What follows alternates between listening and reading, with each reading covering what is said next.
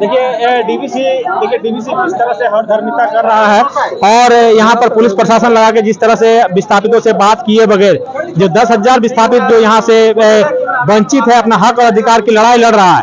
ये solar project से हमारे यहाँ के हजारों लोग बेरोजगार हो जाएंगे, हमारी जमीन छीन ली जाएगी, हमारा जो खेती लायक जो जमीन है वो सारा खत्म हो जाएगा। हम लोग पिछले 1 साल से आंदोलन कर रहे हैं। हम लोगों को पिछला दुर्गा पूजा से पहले हम लोगों को एसडीओ सर ने आश्वासन भी दिया था कि हम लोग जांच कर रहे हैं, इस पर कार्रवाई करेंगे, लेकिन अभी अचानक से ये लोग फोर्स लगा के ताकत लगा के काम कर रहा है। हम लोगों की आज जनसभा होने वाली थी, शांतिपूर्ण जनसभा होने वाली थी, लेकिन जैसे ही हम लोग को पता चला कि यहाँ पर काम हो रहा है, अब यहाँ पर हम लोग आए हैं कि वहां पर हम लोग सवाल करने के लिए, हम लोग प्रशासन से सवाल करने के लिए यहाँ पर आए, लेकिन आप लोग देख सकते हैं कि यहाँ पर बैरिकेडिंग करके हम लोग को रास्ते में रोक दिया गया है। इसलिए हम लोग रास्ते में ही धरना में बैठ गए हैं कि जब तक काम रोका नहीं जाएगा, जब तक वार्ता के लिए समय नहीं दिया जाएगा, हम लोग यहाँ से धरना से नहीं उठेंगे। ভারত স্বাধীন হওয়ার পর আদিবাসীদের এখন জনসংখ্যা 12 কোটি। 12 কোটির ভিতরে প্রায় 3.5 কোটি আদিবাসীকে বিভিন্ন উন্নয়নের নামে উচ্ছেদ করা হয়েছে এবং তার মধ্যে ডিবিসিও একটা উদাহরণ হিসাবে থাকবে। উচ্ছেদ হওয়ার পর ডিবিসির যা কথা ছিল পুনর্বাসন থেকে শুরু করে চাকরি থেকে শুরু করে মানে শিক্ষা স্বাস্থ্য থেকে শুরু করে যাবতীয় ডিবিসি একটা পূরণ করেনি এবং ডিবিসি সেটা পূরণ করলে সেটা অন্য কথা, সেটা আমরা বহুদিন থেকে বহু আদিবাসী মানুষ লড়াই করছে, আদিবাসী মানুষ, কিন্তু আবার প্রায় 1 বছর আগে থেকে ডিবিসি এই এলাকায় প্রায় 725 মেগাওয়াট সোলার পাওয়ার প্রজেক্ট এখানে 1 মেগাওয়াট সোলার পাওয়ার প্রজেক্টের জন্য প্রায় 3 একর মিনিমাম 3 একর জমি যাবে। 725 মেগাওয়াট হলে তার কত একর জমি যাবে, মানে এলাকা যাবে, এটা তুমি ভাবতে পারো। সেটা ভাসমান সোলার পাওয়ার প্রজেক্ট করবে আর ঝাড়খণ্ড এলাকায় জমিনের উপরে করবে, তাতে প্রায় 2,500 থেকে 3,000 মৎস্যজীবীর জীবন জীবিকা শেষ হয়ে যাবে। মানে একবার আমরা উচ্ছেদ হয়েছি, দ্বিতীয়বার জীবন জীবিকার জন্য আবার আমরা আমাদেরকে উচ্ছেদ হতে হবে।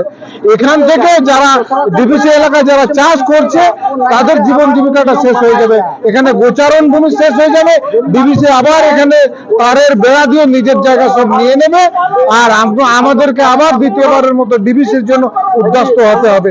এইটার বিরুদ্ধে ওই জন্য আমরা প্রথম থেকে সোলার পাওয়ার প্রজেক্টের বিরুদ্ধে আমরা লড়াই করছি। আমরা এখানে দাবি তুলেছি যে এত বিদ্যুৎ উৎপন্ন হচ্ছে কিসের জন্য? এত বিদ্যুৎ ভারতবর্ষের বুকে যা বিদ্যুৎ উৎপন্ন হয়, মানে যা বিদ্যুৎ দরকার তার থেকে অনেক বেশি বিদ্যুৎ উৎপন্ন হয়। নেপালে বিদ্যুৎ দেওয়া হয়, বাংলাদেশে বিদ্যুৎ দেওয়া হয়, তার মানে যা বিদ্যুৎ দরকার তার থেকে বেশি বিদ্যুৎ উৎপন্ন করা হচ্ছে। তাহলে এখানে আবার বিদ্যুৎ উৎপন্ন করতে করা হচ্ছে কেন?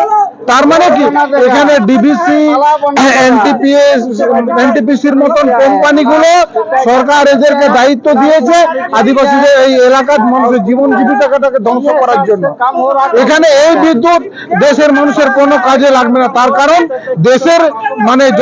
দেশে যতগুলো বিদ্যুৎ দরকার, যত পরিমাণ বিদ্যুৎ দরকার তার অনেক বেশি বিদ্যুৎ এখন দেশে উৎপন্ন হচ্ছে।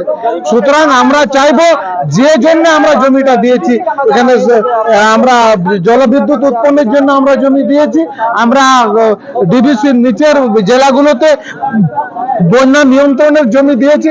সেই দুটো বিষয় ছাড়া যেন অন্য কোনো কাজে এই জমি ব্যবহার না করা হয়, এটা আমরা জোরভাবে বলছি। এবং তার কারণ এই জমিটা ডিবিসির জমি নয়। ডিবিসির যদি জমি হয় তাহলে আমরা দীর্ঘদিন ধরে ওর কাছে কাগজপত্র চাইছি। কত লোকের জমি নিয়েছে ডিবিসি, কতজনকে চাকরি দিয়েছে ডিবিসি, কত মানুষকে, কত উদ্বাস্তু মানুষকে থাকার ব্যবস্থা করে দিয়েছে, কত হাসপাতাল করেছে, কত স্কুল করেছে, এই বিভিন্ন প্রশ্ন ডিবিসির কাছে আছে। এই প্রশ্নের উত্তর ডিবিসি আমাদেরকে দিতে পারছে না। আমরা বারবার 14 দফা দাবি পেশ করেছি, ডিবিসি কোনো প্রশ্নের উত্তর দেয়নি। আমাদেরকে নির্সা এই ধানবাদ এলাকার এসডিও বলেছিলেন যে ডিবিসিকে আমরা কাগজপত্র খুঁজেছিলাম, আপনি আমার লিগেলি কাগজপত্র দেন। উনি এসডিও বলেছিলেন যে আমি কাগজপত্র আমি ডিবিসিকে দিয়ে আনা করাচ্ছি, তারপরে আপনারা মিটিং এ বসবেন। তো আমরা বলেছিলাম হ্যাঁ, এসডিও নিজের কথা রাখেননি, আজকে নিজের অন্য একটা প্রতিনিধিকে আগ করিয়ে দিয়ে আমাদের এখানে পাঠিয়ে দিয়ে আমাদের মানে গণতান্ত্রিক পদ্ধতিতে আন্দোলনটাকে আটকাবার ওনারা চেষ্টা করছেন। এই আন্দোলনটাকে যদি আটকাবার চেষ্টা করে তাহলে আগামী দিনে কিন্তু বৃহত্তর যে আন্দোলন, এই আন্দোলনটা শুধু ডিবিসি নয়, গোটা মানে গোটা রাজ্য জুড়ে, গোটা ঝাড়খণ্ড এবং পশ্চিমবঙ্গে গোটা দুটো রাজ্যের গোটা রাজ্য জুড়ে আন্দোলন চলবে। এই আন্দোলন প্রাণ প্রকৃতি বাঁচানোর আন্দোলন, জীবন জীবিকা রক্ষার আন্দোলন, জল জঙ্গল জমি রক্ষার আন্দোলন। সুতরাং এই আন্দোলন কখনো শেষ হবে না, শেষ দেখে ছাড়বো। অবশ্যই হ্যাঁ, আমাদের সেতুটা এইটা বহুদিন থেকে সেতুর দাবি করে আসছি। ডিবিসি বিভিন্ন অজুহাতে বিভিন্ন চলনায় আমাদের দাবিটাকে মানে অ্যাভয়েড করে চলেছে। সেতু একটা গুরুত্বপূর্ণ দাবি, এই সেতুটা নির্মাণ করা দরকার। সেতু নির্মাণ হলে অন্তত দুটো অঞ্চলের মানুষ হাসপাতাল, কলেজ, নার্সিং হোম, বিভিন্ন কাজের জায়গা থেকে শুরু করে ব্যবসায়ীরা এই সেতুর মাধ্যমে যাওয়া আসা করতে পারবে, সাধারণ মানুষ যাওয়া আসা করতে পারবে। সুতরাং সেতুর দাবিটা আমাদের গুরুত্বপূর্ণ দাবি বলে রইল। এখনো পর্যন্ত ডিবিসি কর্তৃপক্ষের কাছে কি সদুত্তর পেয়েছেন? আমরা যতগুলো ডিবিসির কাছে প্রশ্ন তুলেছি, একটাও ডিবিসি আমাদেরকে সদুত্তর দিতে পারেনি। ওদের কাছে সদুত্তর নেই, আমরা জানি ওরা মানে সদ উত্তর দিতে পারবে না, ওদের কাছে উত্তর নেই। তার কারণ ওরা যা করেছে তা ভুল করেছে এবং আমাদেরকে মিথ্যা কথা বলে, আমাদেরকে মিথ্যে বলে আমাদের জায়গা দখল করেছে। ওদের মানে প্রতিশ্রুতি পূরণ করতে পারেনি, এখনো তারা পারবে না আমরা জানি। শুধু শুধু আবার বহু মানুষকে তাদের জীবন জীবিকা থেকে উচ্ছেদ করার একটা চক্রান্ত, এবং এই যারা পুঁজিপতিরা আছে তাদের মানে লাভ ছাড়া আর কোনো কথা ডিবিসি বা সরকার ভাবছে না।